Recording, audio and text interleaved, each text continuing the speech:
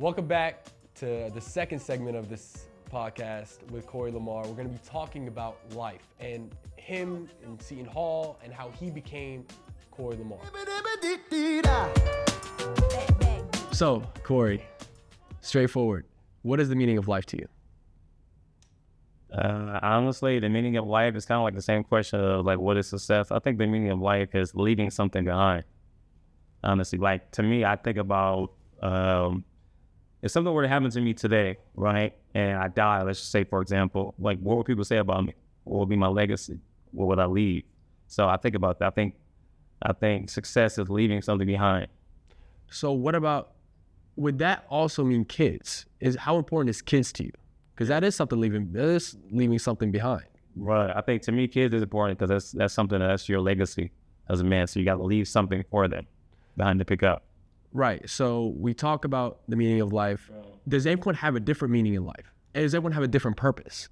I agree. I mean, honestly, like I think people like the meaning of life is to certain people are different. Some people think money is the meaning of life. Some people think fame, success. It all, like for everybody's different. But for me, I would say personally that the meaning of life is leaving something behind. Like that's my legacy. The people who I'm leading, the people who I'm in charge of, that's my legacy. So hold on. So let's talk about this. Happiness versus feeling proud. Would you rather feel happy or would you rather feel proud of yourself? Honestly, Mo, like happiness is a feeling that kind of comes and goes. You think about like happiness ebbs and flows. Like 1 minute I'm happy, the next minute I'm sad. So I would say proud. I would say that would be the best feeling. I would say being proud instead of being happy because happy comes and goes. So how important is money on the hierarchy of life? I would say money is very important because obviously we need the money. Me personally, like I said, I'm more into legacy. I want to leave something behind. I want people to talk about my name when I'm gone. I want people to have something good to say about me when I'm gone, not just, I'm just here, on this earth. On a mass scale or on like a... Both, honestly, both. Honestly, I want to have on a lower level and on a mass scale. Like I want my legacy to, to carry on, when I'm gone. I want my kids to, be proud of who their grandfather was or who their father was. Right. So I know you played basketball a little bit. We're going to get into that in just a second, but how important is it to leave? So when you talk about legacy, right, you talk about leaving something behind. Does that also include helping a kid get better at a certain sport? Yes, that's part of what I do. I love coaching. I love kids. I think mentoring and coaching kids and developing them, that's something you can leave behind, obviously. So yes. So we're going to talk about your childhood now. Right. How did you become who you were? First, let's talk about household. How many siblings did you have? Did you get any sibling trouble? Were you the middle child, older child, younger child? What were you? I have a lot of siblings, but I was, let's see, I have about 6, 7 siblings. So, but yeah, I got into a lot of trouble more. Hold on, 6, 7? Yeah. Did I hear that right? Yeah. And where were you? The middle, top, or? I'm in the middle, man. So like what, the fourth child, third child? Fourth child. Fourth child. Yeah. So you're on like the younger spectrum too. Oh, that's terrible. Yeah. See, I'm the older child. I don't have to have the troubles of the younger child. In your case, you're more the middle child. So how did you like navigate with that, being the middle child? Honestly, like it was very difficult at times because I was a very quiet kid. Right. Like outside of playing basketball and sports and acting and stuff like that, I was a very quiet kid. So now acting, you could definitely fit acting. You could definitely get an acting role, but yeah, I was just, I was just trying to navigate this world. Right. I've been through a lot of different things in my life, especially at a young age. So I was just, trying to figure things out at a young age, not really having too much guidance, but just trying to. Where did you grow up? I grew up at a few places, man. I grew up here in LA. I moved around a lot as a little kid. So yeah. What would you consider home? That's a great question. Honestly, probably here because that's probably where my roots are now and moving forward. Los Angeles? Yeah. You like it here? Yeah, it's pretty nice here. The weather is nice. They can't beat the weather, the food, everything, man. The food is great. I love it. I thought about, honestly, more like I thought about moving to like Houston or New York or something like that, but LA is home. LA is.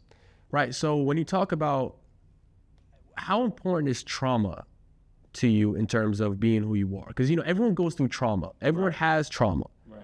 And I'm sure you've gone through some bad traumas, but you're over here smiling, happy, look like a Hollywood star. So how did you get over trauma? And what traumas, you don't got to say it, but what traumas did you go through? Like, what type of traumas? Well, first to answer your question, trauma to me, like, honestly, like, I think because it's something that, like, young men and men don't really admit, but trauma is a big thing where we have to be honest about that. That's the thing. I know there's been a movement of, like, men talking about their mental health. So I think as we should, like, trauma, it plays a huge, huge role, which, you know, it just does, man. Honestly, it really does. So I think there's something that we should talk about. If you need to go to therapy, go to therapy, get help you need, you know. And so that would be, you know, that's my answer to that. Right, absolutely. So notably in your life, you've played at Seton Hall. Right. That's a basketball school. It's a Division I basketball school. I don't know if they did great this year. I don't think they did, but you know, it's a bit tough. But how was your time there? How did that reflect upon who you are today? Honestly, like, it was such a long time ago, man. I don't even really think about it no more. How old are you? Me, I'm 38 years old. When you turned 38? Just a couple of days ago, huh? Yeah, May the 4th. Honestly, bro, like, I don't even think about it anymore. It's such a basketball. It's behind me. So it's something I don't even think about anymore. Honestly, I really don't, because I'm thinking about my future moving forward. So, yeah. So what is your future moving forward? What do you do? And when I mean that, I'm trying to ask you spiritually. Right. So in your life, what are you looking forward to right now at, you know, your ripe age of 38, 37? So what are you looking for? Honestly, Mo, I'm looking forward to, man. I'm just looking forward to training, mentoring kids. You know, training what? Like basketball? Yeah, basketball training. Yeah. I'm just looking forward to training kids, training people, motivating people, inspiring people. You know, that's really what I'm looking forward to. Inspiring them how? I would say, as far as, like, obviously my background is in sports, so I would say for a young kid, I would say basketball, football, just inspiring in life, man, because just by things I've been through in life, so I kind of use my life. So spiritually, are you religious or are you more spiritual? Where? I grew up religious, obviously, but what religion? I grew up Baptist and Christian. And I kind of moved away from that as I got older, so now I'm more spirituality now. Right, spirituality, like you believe in astro stars or like astros? I do believe in God. Okay. Yes. I don't go to church, you know, I don't want to show like I used to, but yeah, I do believe in God, yes. I do believe in a higher power than myself, yes, I agree, yes. That's nice. So we're going to stick on the basketball topic. I want to mention some more stuff about Seton Hall. All right. At a young age, you started playing basketball, right? Right. And you're still training kids in basketball. You went to college. You want to play Division I. You played as a point guard, I believe, right? Yes. So what are some lessons that basketball have taught you? Honestly, more like basketball taught me so much in life. Basketball taught me discipline, hard work, commitment, sacrifice. It's taught me so many valuable lessons that kid can take from sports, you know, in their life in general. Right. And do you still carry those values with you today? Yes, I do. Yeah, I do. Absolutely great. So Korrie, in your childhood, everyone have had their trauma. Everyone had this. I want to hear a specific story, a story that really, really impacted you at a young age. I would say probably when I was like between like 10, 11 or 12, one of my best friends, he was shot and killed with a phone. What? So that really had huge major effect on me. Yeah. Right in front, like, how did that happen? Where were you? Honestly, my friend, he was actually doing something that he shouldn't have been doing. He was actually selling drugs, and he kind of went down the wrong way. He had no guidance to his family, so he ended up the guy that he was doing drugs for and shooting him. So why did you not end up going that path? How did you differ? Because that was your friend. That could have been you. Why did you go to a different path? Honestly, Mo, like, I've always saw myself as better. Despite the bad circumstances I was in, I just saw myself as better and I wanted more. And I didn't want to be like the guys that I saw around me. I wanted more for my life. I saw myself as better. So that's why I didn't go down the road. Right. So now talking more about basketball, what was a thing that maybe impacted your basketball career and also, but you looked at it as like a life thing? So you just told yourself that you thought yourself as better. Did anyone else think that in your life?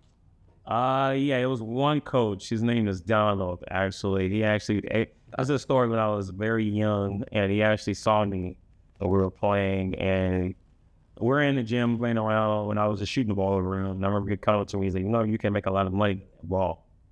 And I was like, really? He's like, yeah, man, you can make a lot of money. He said, but the thing is, you got to be in this gym working with me every day. And so at that age, he saw something in me. Like, I remember he told me, like, he told me, like, I see greatness in you. You're a great leader. People want to follow you. So, but if you want to continue playing basketball, you have to be in this gym. You got to work with me every day. So, I mean, I thank him for that because he saved my life. That's how you got out of the other stuff, the gang stuff, the gang drugs, all that. That's how you got out of it? Yeah. So Donald was your mentor, in a sense. In an early age, yes, he was, yes. Wow, that's absolutely great. So at Seton Hall, your time there, you played point guard, right? I'm sure it was a competitive spot, or how was it over there at Seton Hall? Did your coach assign you as point guard? How did it even become that? He just saw, very young, people saw characteristics of me being a leader. So obviously one of my coaches came to me and was saying that we need you to lead our team. We need you to be a point guard. So that's kind of how that story ended up. So you led the team. You were the point guard. So, and was that your natural spot? Originally when I was younger, no. A lot of people don't know. People who've seen me play basketball, they kind of. I've seen you, and you're definitely you're the point guard. I used to be a scorer. And then my mentality kind of changed when I got with certain coaches. Certain coaches kind of saw like attributes and the leadership and abilities in me. So they kind of told me like, you'll be better as a leader. You're better as a point guard. So they kind of stuck with me. And I kind of, it makes sense now. Looking back at it, I was kind of like, I don't understand. But now I see those attributes that they were saying. So you're a leader. Yeah. How important is that to you, being a leader? Leadership is everything to me because it's everything I embody, everything I stand for. Just me leading a group of people or someone to the right place. That's very essential to me.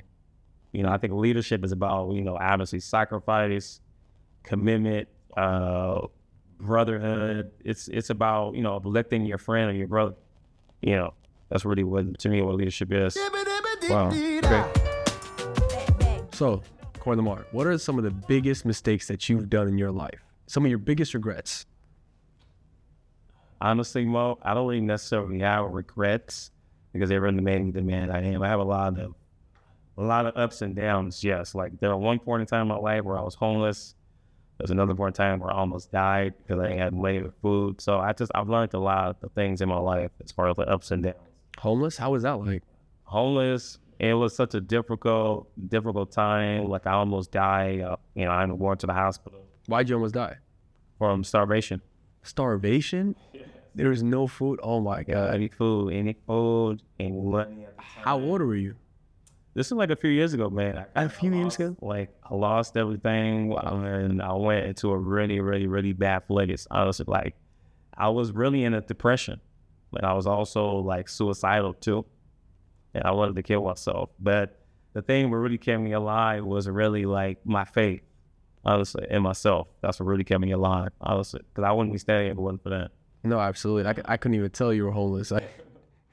No, wow. So who helped you in your journey from being homeless to... There's a few people, my friends, obviously my family, man. But it was I think back at those times, man, it was such a hard time. And I'm just very, just thankful to my friends and my family for supporting me. Because I wouldn't be here. Honestly, it wasn't for them. So while you were going through that hard time, what were you telling yourself? I was honestly more kind of the same thing I was telling myself when I was young. Like, I was just telling myself there are better days moving forward. Like, this is not the end of my life. That's what really woke me up in the morning to keep going to the gym, to keep working out, and to keep trying to better myself. My thing was I was better than this situation.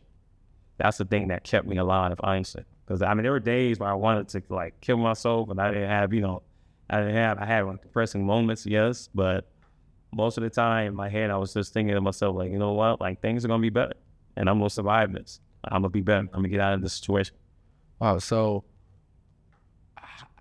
yeah, you could have told yourself, but still understanding, like, that is not easy. Being homeless, understanding that is not something that I've never experienced that personally. I'm young, so I've never experienced that, and neither would I ever want to experience that, because it's terrible. So, you know, you could tell yourself that, but how did you even like come out of that? That's my question. Like, how did you even? What happened? What made you become homeless, or what made you become from homeless to who you are today? What was that pivotal moment? What was that day?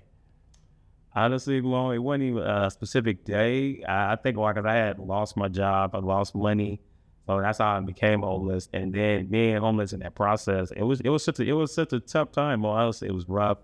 It was such a tough time, but I was just always constantly committed to me getting better. So you said consistency and planning. Right. Consistency and planning. What exactly? Honestly, like being in that situation, well, like you're so depressed. So just getting up that day, getting up for the day is already hard. My mind, I was just so strong-minded and strong-willed. So I prepared myself. Like I went to the gym, I worked out, I was going on job interviews, trying to find a job, trying to find a stable income. That's kind of how I got in the situation. Really, my willpower is really what really got me. So when you walked into that house and you were homeless and you walked back, because you said your family let you back in. Right. What were you? Did you feel embarrassed? Did you feel ashamed? Yes. Well, I felt a lot of different emotions. I was shameful. Obviously, my pride was, you know, my ego was very damaged. So everything. Yeah, of course, I felt that. Felt those things. It was a very difficult, taxing time on me mentally. Like that was probably the most difficult time I've ever had to go through. But again, like my willpower will not let me be denied. That's what really kept me alive. Honestly, it's my will. All right. So you said before, I've always thought of me being better. Right. You've always said that, and you've had a consistency. Keep on your whole entire life, from Seton Hall, or from you being 10 years old, 11 years old, from Seton Hall, from you being homeless. Do you still think that to this day? Yes, that's really the foundation of who I am. It's my will. Honestly, my will will not let me be denied. Honestly, that's where my confidence comes from. Because I believe I can get out of any situation just by my experiences through life.